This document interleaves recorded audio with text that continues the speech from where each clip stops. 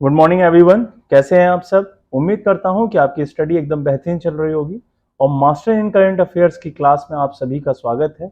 जो दोस्त हमसे अभी आज जुड़े हैं उनको मैं बता दूं कि ये हमारी क्लास रोजाना सुबह 7 बजे रहती है और हमने ये 11 तारीख से अपना नया सेगमेंट स्टार्ट किया था करंट अफेयर्स का, जिसको नाम दिया था मास्टर इन करंट अफेयर्स। तो चलिए आज की न्यूज स्टार्ट करते हैं। पहली न्यूज है, भारत की पहली स्थानीय रूप से निर्मित HPV वैक्सीन को DCGI की मंजूरी मिल गई है। ठीक है, तो अगर हम इसके बारे में अगर ये देखें कि ये किसके द्वारा बनाई गई है, इससे कहां से मंजूरी प्राप्त हुई है, तो यही आपके लिए इंपॉर्टेंट न्यूज है। तो आपको ये याद रखना है कि जो पहली हमारी वैक्सीन है HPV, जो किससे मिली है उसको मंजूरी, ये याद रखना है आपको। ठीक है, तो देख लेते हैं इसके बारे में। Drug controller general of India DCGI ने सर्वाइकल कैंसर के खिलाफ, किसके खिलाफ? सर्वाइवल कैंसर के खिलाफ भारत की पहली QHBP को, जो इसका नाम है quadrilateral human papilloma virus vaccine, को बाजार में प्राधिकरण की मंजूरी दे दी है और इसे सीरम इंस्टीट्यूट ऑफ इंडिया इस वैक्सीन का उत्पादन करेगा। जैसे मैंने आपको बताया था कि इसे कौन जनरेट कर रहा है, किसके द्वारा इसको मंजूरी मिली है और ये कौन से नंबर की वैक्सीन है, तो यही क्वेश्चन आपसे पूछे जाते हैं। तो इसे कौन जनरेट कर रहा है? इसको कर रहा है serum institute of India generate. ठीक है, चलिए अगर हम कुछ और महत्वपूर्ण तथ्य को जान लें तो यहां पे एक तथ्य निकल के आता है कि सीरम इंस्टीट्यूट ऑफ इंडिया के CEO इस वक्त कौन है, तो वो हैं अदार पूनावाला जी। ठीक है, तो अदार पूनावाला जी का नाम आपको याद रखना है। चलिए नेक्स्ट न्यूज पे चलते हैं। नेक्स्ट न्यूज है, मैक्सिको के पूर्व राष्ट्रपति लुइस एचेवेरिया का निधन हो गया है। तो क्वेश्चन जैसा कि हम हर न्यूज में रखते हैं, जो व्यक्तित्व रहते हैं मोस्ट इंपॉर्टेंट, जैसे कल भी एक न्यूज में था, आज भी आए हैं, जो कि है मैक्सिको के पूर्व राष्ट्रपति जिनका नाम था लुइस एचेवेरिया। तो इनका भी हाल ही में निधन हो गया है। तो इनके बारे में कुछ अगर जानकारी ली जाए तो ये इनके बारे में मोस्ट इंपॉर्टेंट जानकारी हम आपके लिए कलेक्ट करके लाए हैं।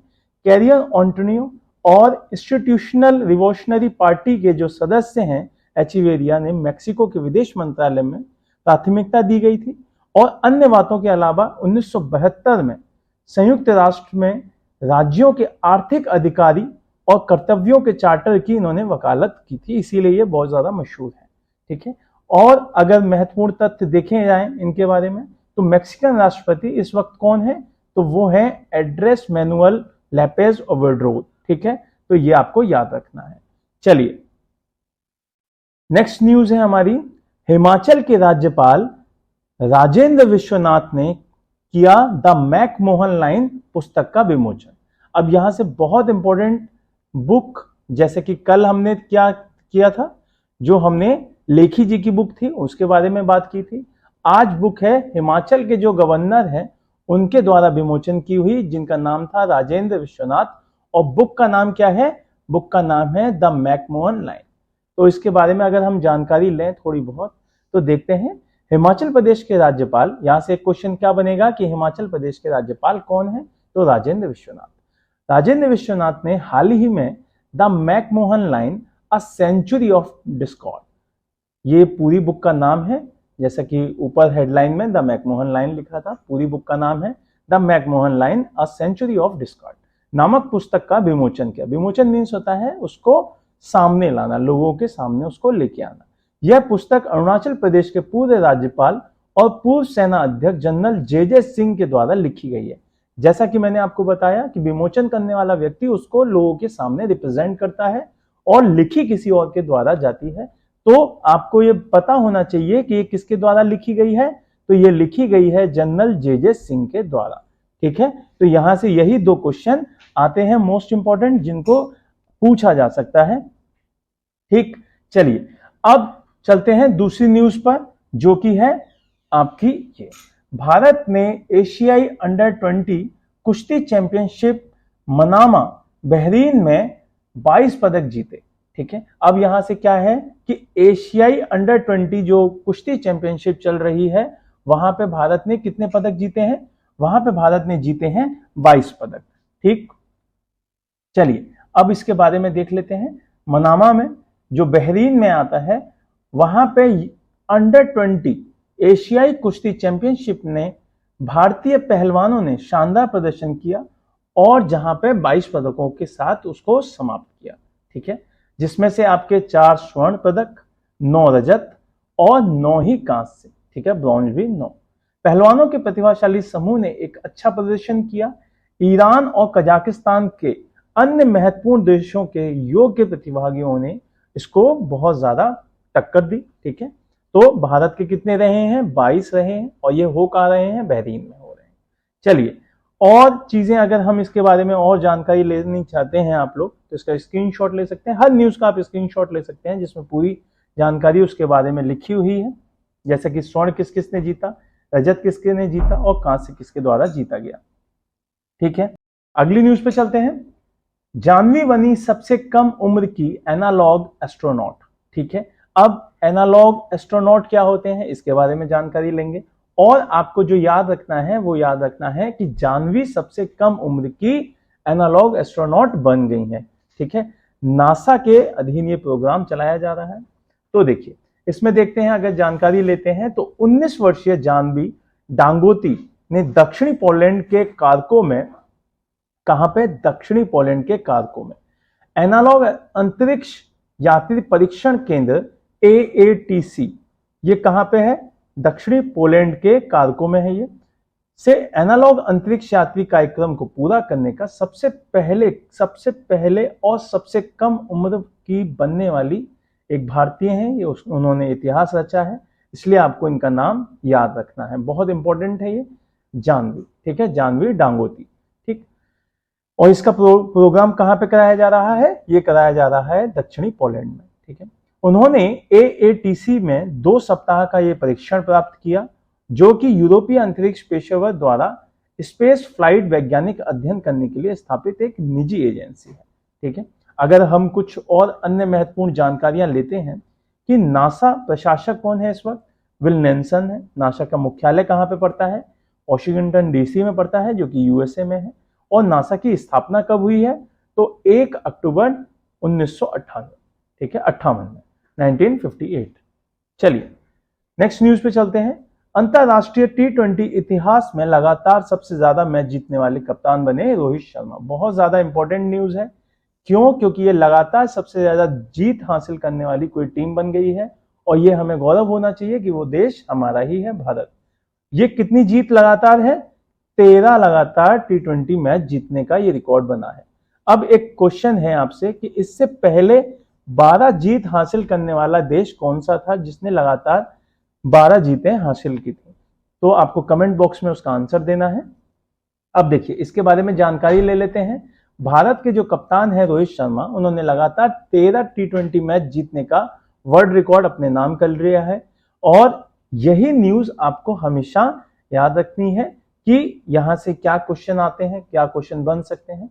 बाकी का आपको कोई चीज यहाँ पे नहीं पढ़नी है। बाकी का आपको अगर मन करता है तो आप इसका स्क्रीनशॉट ले सकते हैं और इसको पूरा पढ़ सकते हैं। चलिए नेक्स्ट न्यूज पे चलते हैं। रक्षा मंत्रालय ने 2025 तक 1.75 करोड़ रुपए के रक्षा उत्पादन का लक्ष्य रखा है। तो आपको यहां से क्या रखना है कि रक्षा मंत्रालय का टारगेट ईयर कौन सा है? 2025। और कितने रुपए खर्च करने के, जो उत्पादन पे खर्च करने का पैसा है, वो है 1.75 करोड़ रुपए। ठीक है, चलिए जानकारी ले लेते हैं कुछ और। रक्षा मंत्री, यहां से देखिए, रक्षा मंत्री कौन है? राजनाथ सिंह जी हैं। उन्होंने घोषणा की कि रक्षा मंत्रालय ने 2025 तक रक्षा उत्पादन में 1.7 लाख करोड़, यहां पर लाख छूट गया है न्यूज में, तो इसको लाख लिख लीजिए, 1.75 लाख करोड़ रुपए का लक्ष्य रखा है। इसमें निर्यात में 35,000 करोड़ रुपए शामिल हैं। उन्होंने आश्वासन दिया है कि 70 से 80% के बीच में ये योगदान के साथ साथ जो रक्षा सार्वजनिक क्षेत्र है उसके उपक्रम इस लक्ष्य को प्राप्त करने में महत्वपूर्ण भूमिका निभाएंगे। ठीक है, तो ये सारी की सारी चीजें हैं। इसमें मोस्ट इंपॉर्टेंट पॉइंट्स क्या रहे कि रक्षा मंत्रालय ने टारगेट ईयर क्या रखा है? 2025। हमारे रक्षा मंत्री कौन है? राजनाथ सिंह जी। कितना उसका अमाउंट है? 1.7 लाख करोड़। यहाँ पे लाख होना चाहिए, इसको आप सही कर लीजिएगा। चलिए चलते हैं। IDEX के बारे में मैंने आपको पिछली न्यूज में बता दिया है। जिन बच्चों ने नहीं देखा है तो वो पिछली जो क्लासेस हैं उनको देखें, उसमें बता दिया गया है। नेक्स्ट न्यूज है, त्रिपुरा सरकार ने शुरू की अर्न विद लर्न योजना। बहुत इंपॉर्टेंट न्यूज है। अर्न विद लर्न किस सरकार ने स्टार्ट की? पहला ही क्वेश्चन यहां से आता है, तो त्रिपुरा सरकार ने स्टार्ट की। दूसरा क्वेश्चन आएगा कि त्रिपुरा सरकार ने कौन सी योजना स्टार्ट की है हाल ही फिलहाल में जो कि स्कूल के बच्चों से रिलेटेड है, तो वो अर्न विद लर्न है। चलिए कुछ और जानकारी ले लेते हैं। त्रिपुरा सरकार ने कोविड-19 के प्रकोप के बाद स्कूलों से बाहर हो चुके लोगों को वापस लाने के लिए, कहां से? स्कूल से जो बाहर बच्चे हो गए थे उनके लिए एक प्रोग्राम स्टार्ट किया, अर्न विद लर्न नाम से एक नई योजना स्टार्ट की। यह योजना विद्यालय चलो अभियान, स्कूल जो चलो स्कूल चलते हैं का एक हिस्सा होगी। देखिए एक योजना और पता चली आपको यहां से, विद्यालय चलो अभियान, चलो स्कूल चलते हैं, ठीक है, उसी का एक हिस्सा होगी। सरकार ने विद्यालय चलो अभियान को लागू करके 2020 में स्कूल छोड़ने वाले जो बच्चे थे उनको वापस लाने का प्रयास किया था। अब इसी का एक एडवांस वर्जन जो देखा गया है त्रिपुरा सरकार के द्वारा, वो अर्न विद लर्न होगा, ठीक है। चलिए एक चीज और देख लेते हैं यहाँ पर कि महामारी के दौरान जो 6 से 14 वर्ष की आयु के बच्चे थे, लगभग 9,000 छात्र उसमें ऐसे थे जिनका स्कूल छूट गया था। ये गवर्नमेंट के डाटा हैं, बाकी का थोड़े से इससे ज्यादा ही होंगे। देखिए अगर अर्न विद लर्न योजना के तहत देखा जाए तो क्या है कि त्रिपुरा शिक्षा विभाग की अर्न विद लर्न की पहल सभी कॉलेजों के तीसरे वर्ष के छात्रों को सभी कक्षाओं के ड्रॉप आउट जो बच्चे हैं उनका पता लगाने और उनका सर्वेक्षण करने में शामिल किया जाएगा। प्रत्येक स्वयंसेवक को 500 रुपए दिए जाएंगे। अब एक क्वेश्चन बनता है कि प्रत्येक जो स्वयंसेवक होगा उसको कितने रुपए दिए जाएंगे? 500 रुपए दिए जाएंगे यदि वे एक ही स्कूल में एक ड्रॉप आउट छात्र का नामांकन करते हैं। तो जैसे अगर कोई व्यक्ति है वो किसी ड्रॉप आउट बच्चे को लेके आएगा और एडमिशन कराएगा उस स्कूल में, तो उसको उस बच्चे के 500 रुपए मिलेंगे, ठीक है। अगर अन्य कुछ फैक्ट देखे जाएं तो त्रिपुरा की राजधानी अगरतला है, त्रिपुरा के मुख्यमंत्री माणिक शाह हैं, त्रिपुरा के राज्यपाल सत्यदेव नारायण आर्य हैं और त्रिपुरा की जो जनजातियां हैं वो रियांग, जमातिया और त्रिपुरी वहां पे पाई जाती है। चलिए नेक्स्ट न्यूज पे चलते हैं। प्री प्राइमरी स्तर पर एनईपी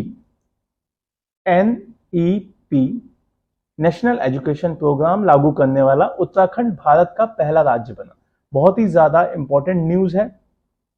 क्वेश्चन पूछा जाएगा प्री प्राइमरी स्तर पर एनईपी लागू करने वाला भारत का कौन सा स्टेट पहले नंबर पे है? किसने पहली बार एनईपी प्रोग्राम स्टार्ट किया है अपने प्री प्राइमरी स्तर पर? तो वो हो जाएगा आंसर आपका उत्तराखंड। चलिए जानकारी ले लेते हैं। और केंद्र की नई शिक्षा नीति जो कि एनईपी 2020 थी उसको लागू करने के लिए सबसे पहला राज्य बन गया है उत्तराखंड। उत्तराखंड के मुख्यमंत्री पुष्कर सिंह धामी, यहां से एक क्वेश्चन और बनता है कि सीएम कौन है वहां के? पुष्कर सिंह धामी ने प्री प्राइमरी शिक्षा व्यवस्था को मजबूत करने के लिए राज्य भर में आंगनवाड़ी केंद्रों में एक बाल बाटिका का उद्घाटन किया है। तो अब एक क्वेश्चन और बनता है कि बाल बाटिका का उद्घाटन करने वाला कौन सा स्टेट है? तो वो है आपका उत्तराखंड। बाल बाटिका के बारे में अगर हम कुछ जानकारी लेते हैं तो वो क्या है? बाल बाटिका राज्य के 4,457 आंगनबाड़ी जो केंद्र हैं वहां पे काम करेगी और एक निजी स्कूल में नर्सरी कक्षाओं के बराबर ही होगी, ठीक है। ये बाल बाटिका के बारे में है। अब कुछ और जो महत्वपूर्ण तथ्य हैं उनको देख लेते हैं कि उत्तराखंड की राजधानी कौन सी है? तो देहरादून है और ग्रीष्मकालीन राजधानी भी वहां की अब हो गई है, तो जो कि क्या है? गैरसैंण है। उत्तराखंड के मुख्यमंत्री पुष्कर सिंह धामी जी हैं और उत्तराखंड के जो राज्यपाल हैं वो गुरमीत सिंह जी हैं, ठीक है। तो ये आज की पूरी न्यूज थी। उम्मीद करता हूं कि यह आपके लिए काफी फायदेमंद रहेंगी, आपके एग्जाम्स में काफी फायदेमंद रहेंगी। और जो दोस्त अभी तक हमसे नहीं जुड़े हैं तो आप उन तक ये क्लास पहुंचाएं, और जो दोस्त हमसे आज ही नए जुड़े हैं वो हमारी क्लास को, हमारे चैनल को सब्सक्राइब करें, शेयर करें, जिससे हमको भी और ऊर्जा मिले और हम अच्छा कंटेंट लेके आपके साथ जुड़ सकें। चलिए मिलते हैं नेक्स्ट क्लास में, और अच्छे से घर पे रहिए, पढ़ाई करते रहिए। जय हिंद, जय भारत।